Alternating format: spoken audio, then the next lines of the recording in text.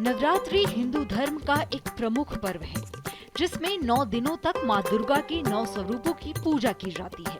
इस पर्व का विशेष महत्व देवी शक्ति की आराधना से जुड़ा हुआ है और इसका समापन अष्टमी या नवमी के दिन कन्या पूजन के साथ होता है।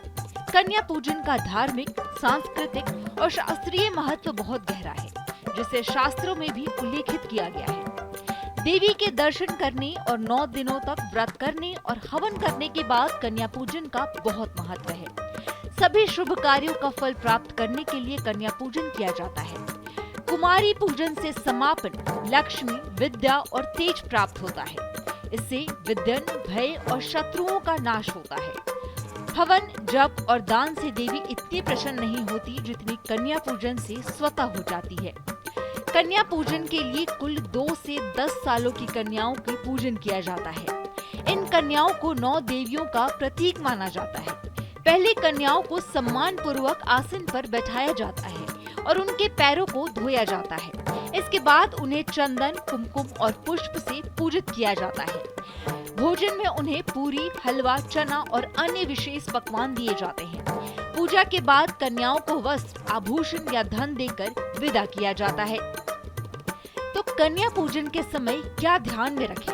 नवरात्र में प्रतिदिन कुमारी पूजन करना अत्यंत शुभ फलदायक सिद्ध होता है। देवी भक्त चाहे तो केवल एक कुमारी का नित्य पूजन करे या प्रतिदिन एक कर कुमारियों की संख्या क्रमशः बढ़ाती जाए। अर्थात प्रथम दिन 1 कुमारी का, दूसरे दिन 2 कुमारियों का, तीसरे दिन 3 का। इस प्रकार नवरात्र के 9वें दिन महानवमी में 9 कुमारी कन्याओं का पूजन करना चाहिए।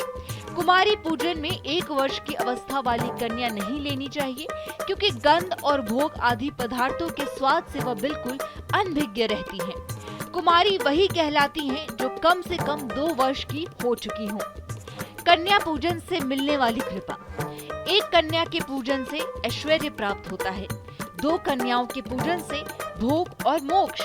3 कन्याओं के पूजन से धर्म, अर्थ, काम। 4 कन्याओं के पूजन से राज्य पद। 5 कन्याओं के पूजन से विद्या। 6 कन्याओं के पूजन से षष्ठक्रम की सिद्धि। 7 कन्याओं के पूजन से राज। 8 कन्याओं के पूजन से संपदा। 9 कन्याओं के पूजन से सर्व कार्य सिद्धि की प्राप्ति होती है। कन्याएं हैं दुर्गा के विभिन्न रूप। 2 वर्ष की कन्या कुमारी, 3 वर्ष की त्रिमूर्तिनी, 4 वर्ष की कन्या कल्याणी, 5 वर्ष की रोहिणी, 6 वर्ष की काली, 7 वर्ष की बालिका चंडिका, 8 वर्ष की कन्या शांभवी, 9 वर्ष की दुर्गा और 10 वर्ष की कन्या सुभद्रा कहलाती है।